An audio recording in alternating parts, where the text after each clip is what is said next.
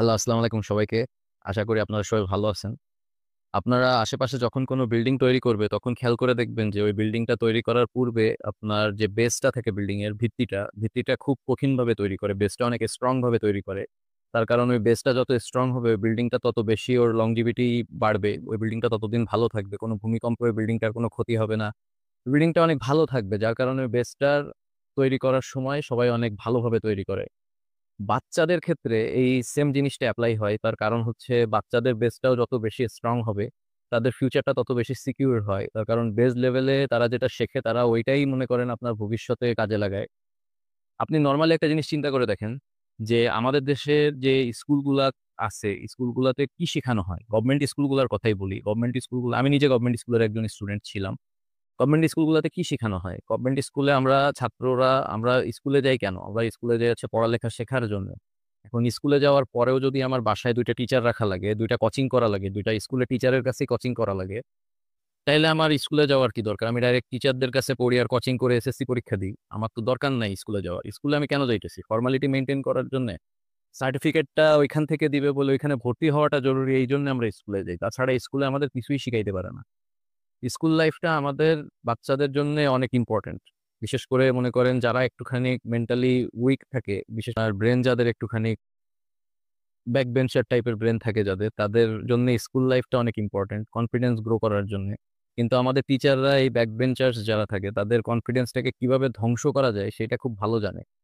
এটার একটা উদাহরণ আমি নিজেই, কারণ আমি নিজেও একজন ব্যাক বেঞ্চার্স ছিলাম। প্রথম থেকেই আমি ব্যাক বেঞ্চার্স। আমি ভার্সিটিতে ওঠার পরে জানতে পারছি যে অ্যাকচুয়ালি আমার ক্যাপাসিটিটা কি। যাই হোক, ভার্সিটি লাইফের কথা বাদ দিই, স্কুল লাইফের কথাই বলি। আজকে স্কুল লাইফ নিয়ে কথা বলবো। আমরা ক্লাসে প্রায় ১০০ জনের মতো স্টুডেন্ট ছিলাম, গভর্নমেন্ট স্কুল ছিল যেহেতু। ১০০ জনের ভিতরে যারা মনে করেন ৩০ পর্যন্ত যাদের রোল ছিল, আমার আমার এখনো মনে হয় না যে স্যাররা তাদের খাতা দেখতো। স্যাররা তাদের জাস্ট রোলের উপরে ভিত্তি করেই তাদের মার্কস দিয়ে দিত। আর আমাদের টিচাররা আমাদের সাথে কতটা পার্সিয়ালিটি করতো তার একটা বড় এক্সাম্পল আপনাদের আমি দিই। আমার এখনো মনে আছে, আমি তখনো ক্লাস 6 অর 7 পড়ি। এখন আমাদের একটা নিয়ম ছিল যে রেজাল্ট দেওয়ার আগে খাতা দেখানো হইতো। তা আমি যে ছেলেটার সাথে বসতাম সেই ছেলেটার রোল ছিল হচ্ছে ৪। এখন সেই ছেলেটার খাতা আর আমার খাতা যখন দিছে, একটা অঙ্ক খাতা, খাতা দেওয়ার পরে তার খাতার সাথে আমি মিলাই দেখি যে সে একটা অঙ্ক করছে, তার রেজাল্টও যা আসছে আমিও সেই সেম অঙ্কটা করছি। আর রেজাল্ট আমারও সেম আসছে। অঙ্ক ইভেন প্রত্যেকটা লাইন বাই লাইন ঠিক ছিল। তারপরেও সেই ছেলেটার হচ্ছে অঙ্কের ১০ এ ১০ আর আমার ১০ এ ০। আমার এটা ভুল গেছে বলে স্যার কেটে দিছিল। এখন স্যারকে যেয়ে যখন আমি জিজ্ঞেস করি যে, "স্যার আপনি এটা কেন কাটলেন?" তো স্যার বলতেছে যে, "তোমার এটা ভুল গেছে। তুমি কি আমার থেকে বেশি জানো? তুমি আমার থেকে বেশি জানলে তো তুমি আমার এখানে বসে থাকতা। আমি জানি ওটা ভুল গেছে।" আমি স্যারে বলতেছি, "স্যার আমার আর ওর তো একই অ্যান্সার আসছে। অঙ্কও সেম। আমি মিলায় দেখছি কোনো ভুল নাই। তারপরেও আপনি 0 দিছেন।" কিন্তু স্যার আমার কথায় আরো ক্ষিপ্ত হয়ে পরবর্তী যে পরীক্ষাগুলা ছিল সেই পরীক্ষাগুলাতেও আমারে ঠিক মতন মার্কস দেয় নাই। যার কারণে আমার মনে করেন রেজাল্টও কোনোদিন ভালো হয় নাই। তার কারণে বাসায়ও আমি অনেক চাপের ভিতরে থাকতাম। বাবা-মা তো সবসময়ই চায় তার ছেলে-মেয়ে একটু ভালো রেজাল্ট করুক। সব আমাদের এডুকেশন সিস্টেমটা ঠিক করা খুবই জরুরি। আমাদের এডুকেশন সিস্টেমটা ঠিক করার আগে আমাদের গার্ডিয়ানদের একটা জিনিস বুঝতে হবে যে প্রত্যেকটা বাচ্চার ক্যাপাসিটি সেম থাকে না। প্রত্যেকটা বাচ্চা আলাদা থাকে। প্রত্যেকটা বাচ্চার যে ব্রেনের ক্যাপাসিটি থাকে সেইটা আলাদা থাকে। আর স্কুলের যে টিচাররা থাকে আমাদের, স্কুলের টিচাররা তো অ্যাকচুয়ালি টিচার না। আমি ছোটবেলা থেকেই তাদেরকে ফেরাউনের বংশধর বলে আসি। এখনো বলি। তাদের সামনে দাঁড়ায়ও বলতে পারবো। আমার কিছু যায় আসে না তাদের সামনে দাঁড়ায় বলতে। টিচাররা হচ্ছে ফেরাউনের বংশধর। টিচাররা হারাম টাকা কিভাবে কামাই করা যায়। কারণ টিচাররা স্কুলে কি শিখায় যে তাদের কাছে আবার কোচিং এ যাওয়া লাগে। এইগুলা তো আমরা বুঝি না। আমাদের বাবা-মা বোঝে না। আমরা যখন স্কুলে পড়ি তখন এটা বোঝার মতন বয়সও আমাদের হয় নাই। যার কারণে আমরা এই জিনিসগুলা নিয়ে অত বেশি মানে কথা বলারও স্কোপ ছিল না। কিন্তু এখন বুঝি এই জিনিসগুলা যে অ্যাকচুয়ালি টিচাররা যদি স্কুলে পড়ায় তাইলে আমাদের কোচিং এ যাওয়ার কি দরকার? আমার নিজেরই মনে আছে স্কুলে থাকতে আমার ২ টা টিচার ছিল ২ টা সাবজেক্টের জন্য। আর ২ টা সাবজেক্টের জন্য আমি কোচিং করতাম। এখন কোচিং এ যদি আপনারা সব শিখান তাইলে আমাদের স্কুলে ভর্তি করছেন। আমরা তাইলে টিচারের কাছে পড়ে আর কোচিং করেই এসএসসি পরীক্ষা দিতাম, ইন্টার পরীক্ষা দিতাম। আমার স্কুল লাইফে টিচারদের সাথে আমার তো সম্পর্ক কোনোদিন ভালো ছিলই না। আর আমার সাথে যারা ছিল, যারা একটু ব্যাক বেঞ্চার টাইপের স্টুডেন্ট ছিল, তাদের তারা তেমনভাবে কোনোদিনই দাম দিত না। না স্কুলে দিত, না কোচিং এ দিত। আর বাসায় নালিশ করা তো আছে, তার জন্য বাসায় উল্টা মাইর খাওয়া লাগতো। যার কারণে পড়ালেখার উপর দিয়েই একটা সময় মনে করেন ভালোবাসা জিনিসটাই উঠে গেছে। পড়ালেখার প্রতি যে ভালোবাসা জিনিসটা, ওইটাই অ্যাকচুয়ালি উঠে গেছিল স্কুল লাইফটাতেই। কারণ স্কুল লাইফে কোনো টিচার একটা বাচ্চার ব্রেন ডেভেলপমেন্টের কথা চিন্তা করে না। স্কুল লাইফে আমরা তো দেখছি যে আমাদের টিচারদের ধান্দা থাকতো কি করে মাসে মনে করেন 1 লাখ টাকা 1.5 লাখ টাকা ইনকাম করা যায়, কোচিং করে কি করে বড় লোক হওয়া যায়, বাড়ি বানানো যায়, গাড়ি বানানো যায়। এই স্কুলের টিচারদের কোচিং সিস্টেমটা সবার আগে আমাদের দেশ থেকে ওঠানো খুব জরুরি। তার কারণ এরা এই কোচিং এ পড়ানোর জন্য, এদের নিজস্ব কোচিং এ পড়ানোর জন্য এরা স্কুলে বাচ্চাদের কিছুই শিখায় না। এরা স্কুলে বাচ্চাদের রাখে ব্লাইন্ড। আর যারা একটুখানি মনে করেন ব্যাকবেঞ্চার টাইপের থাকে, যারা একটু দুষ্টু থাকে, যে আমরা যেরকম, আমি নিজের কথাই বলি, আমি নিজেই ব্যাকবেঞ্চার ছিলাম। আমাদের কোনোদিন টিচাররা সেভাবে দাম দেয়নি, আমাদের টিচাররা কোনোদিন সেভাবে হেল্প করে নাই, আমরা কোচিং এও কোনোদিন টিচারদের কাছ থেকে ফিডব্যাক অতটা ভালো পাই নাই। স্কুলে তো কিছুই পড়াইতো না, ভালো ভালো 1 রোল 2 রোলও আমাদের সাথে কোচিং করতো শুধুমাত্র তাদের কাছ থেকে মার্কস ভালো পাওয়ার জন্য। তার মানে তারা হচ্ছে মার্কস দিয়ে মনে করেন টাকা নিয়ে আর একটা ব্যবসা। যে ছাত্রটা পড়ালেখায় খারাপ হয় তারে আরো ভালো করার দায়িত্ব থাকে টিচারদের, কিন্তু আমাদের দেশে টিচাররা একটা খারাপ ছাত্র মনে করেন তার যদি রেজাল্ট খারাপ হয় তাহলে তার বাসায় নালিশ করা হবে, তার বাপরে ভালোভাবে মনে করেন স্কুলে ডাইকে এনে অপমান করা হবে। পরবর্তীতে সেই বাবা যখন বাসায় যাবে তখন সেই ছাত্রকে তো মনে করেন উদম কেলানি দেবে, তো স্বাভাবিক ব্যাপার। মায়ের একটাও নিচে পড়বে না, সব গায়ে। এখন এরকম একটা পরিবেশে একটা ছাত্রের পড়ালেখার প্রতি ভালোবাসা আসাটা খুবই স্বাভাবিক। আসলে মনে করেন ওইটা খুবই আশ্চর্যের একটা ব্যাপার যে একটা ছেলে এরকম একটা পরিবেশে কিভাবে পড়ালেখার প্রতি ভালোবাসা নিয়ে আসলো। স্কুলে না টিচাররা সাপোর্ট করতেছে, না তার বাসায় তার বাবা মা তার বুঝতেছে যে অ্যাকচুয়ালি তার এখন দরকার হচ্ছে গাইডলাইন, একটা ভালো গাইডলাইনের দরকার তার। সে যেন একটা ভালো স্টুডেন্ট হয়ে বের হয়ে আসতে পারে, এই জন্য তার একটা ভালো গাইডলাইন দরকার। কিন্তু তার টিচাররা কি করতেছে, তার টিচাররা উল্টা আরো মনে করেন বাসায় নালিশ করতেছে যে আপনার ছেলে পড়ালেখা করে না, আপনার ছেলে, আচ্ছা আপনার যদি রোগ হয় আপনি ডাক্তারের কাছে কেন যাইতেছেন? ডাক্তার আপনার রোগটাকে আইডেন্টিফাই করবে, করে তারপরে হচ্ছে আপনাকে একটা ওষুধ দিবে, সে ওষুধটা খেয়ে আপনি সুস্থ হয়ে যাবে।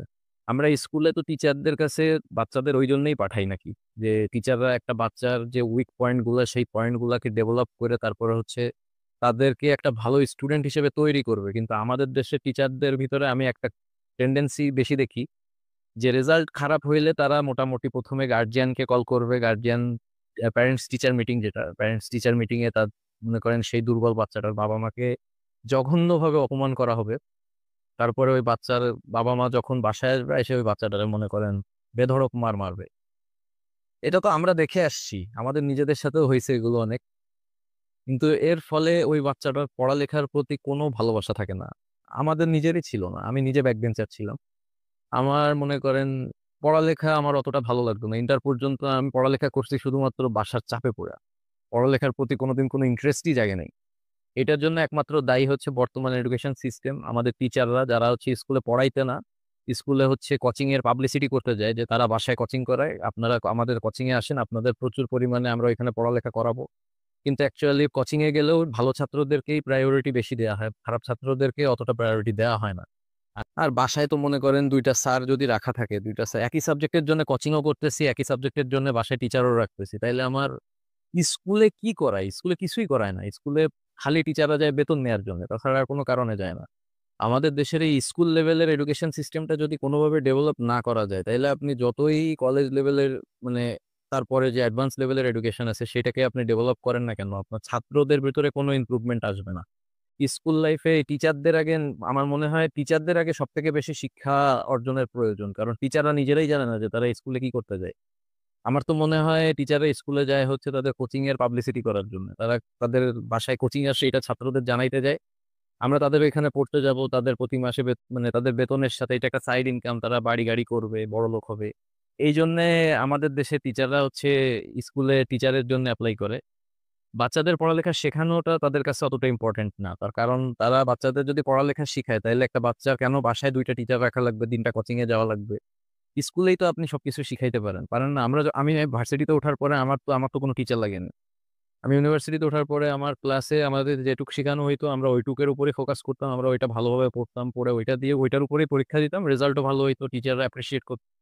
এই জন্য ইউনিভার্সিটি লেভেলে যে পড়ালেখাটা অনেক ইমপ্রুভমেন্ট হয়েছে, বাট স্কুল আর কলেজ লেভেলে কনফিডেন্সটার মা বোন এক করে দিছে পুরা টিচাররাই হচ্ছে মনে করেন একটা ছাত্রের লাইফ নষ্ট করে। টিচাররা মোটেও ভালো না। আমাদের দেশে টিচারদের তো 1-2 জন হয়তো বা হাতে গোনা ভালো হইতে পারে, কিন্তু ম্যাক্সিমাম ম্যাক্সিমাম টিচাররাই হচ্ছে ছাত্রদের জীবন নষ্ট করে দেয়। হারাম খাওয়া বাদ দেন, আরাম খাওয়া বাদ দিয়ে হালাল টাকা খান, যে টাকার বেতন পান ওই টাকায় সন্তুষ্ট থাকেন। কোচিং সেন্টারের ব্যবসা বন্ধ করে দেন। কোচিং সেন্টারের ব্যবসায়ী দেশে বন্ধ হয়ে গেলে আপনার ভালো ছাত্ররা এমনি স্কুল থেকে অনেক কিছু শিখতে পারবে। স্কুল থেকে আমরা খালি মনে করেন ওই স্কুল পড়ানোটাই শিখছি, ভালোভাবে স্কুল কিভাবে পড়ানো যায় এটা শিখছি। আমরা টিচারদের কাছ থেকে তো কিছুই শিখি নাই, টিচারদের কাছ থেকে শেখার মতো কিছু ছিলই না। এরা খালি নামে শিক্ষক ছিল, কেউ কাজের শিক্ষক ছিল না। আমাদের আমাদের স্কুল লাইফে আমরা যে টিচার পাইছি হাতে গোনা এক দুইজন বাদে সবাই হচ্ছে মনে করেন যারা ভালো ছাত্র তাদেরকে অনেক বেশি প্রায়োরিটি দিত, আর যারা খারাপ ছাত্র তাদের মানুষ মনে করতো না, তাদের টোটালি মানুষ মনে করতো না। তাদের প্যারেন্টস টিচার মিটিং এ ডেকে তাদের কিভাবে অপমান করা যায়, এর ফলে যে তাদের বাবা মা তাদের বাসায় যে বাচ্চাদের সাথে যে কি খারাপ ব্যবহার করে, এর ফলে বাবা মার সাথে বাচ্চা কাচ্চাদের সম্পর্ক নষ্ট হয়, বাচ্চা কাচ্চার পড়ালেখার উপরের থেকে ইন্টারেস্ট নষ্ট হয়। এগুলা করে লাভ কি? আপনারা কি মজা পান? আপনাদের তো নিজেদেরই শিক্ষার অভাব। আপনাদের তো আগে, আমার তো মনে হয় একটা টিচারের স্কুলে চাকরি নেওয়ার আগে অন্তত পক্ষে 4 বছরের ট্রেনিং করা উচিত। আপনার এসব শিক্ষকের পরীক্ষা না দিয়ে একটা টিচারের কিভাবে বাচ্চাদের পড়াইতে হয় এইটার ট্রেনিংটা আগে একটা টিচারের দেওয়া দরকার, যে বাচ্চাদের কিভাবে পড়াইতে হয়। আর ভালো ছাত্রদেরই খালি পড়াইতে হয় না, খারাপ ছাত্ররাও মানুষ, খারাপ ছাত্রদেরও পড়াইতে হয়। আর পড়াইতেই হয় প্রথমত স্কুলে যে পড়ানো দরকার, খালি স্কুলে যে রোল কল কইরা আজকে কে কে পলাইছে আর মাস শেষে বেতন নেওয়াটা এটা ইম্পর্টেন্ট না। স্কুলে যে বাচ্চাদের একটু পড়ানোও দরকার, কোচিং সেন্টারে যে খালি পড়ানো এটা দরকার না। যাই হোক, আপনারা কেউ কোনো টিচার যদি ভিডিওটা দেখে কোনো কষ্ট পেয়ে থাকেন তাহলে আমার সত্যি কিছু করার নাই। আপনারা খারাপ বলতেও আমার কোনো সমস্যা নেই, যা ইচ্ছা মনে করতে পারেন আপনারা। আর এই আর কি, ভালো থাকেন সবাই, দোয়া করবেন। আল্লাহ হাফেজ।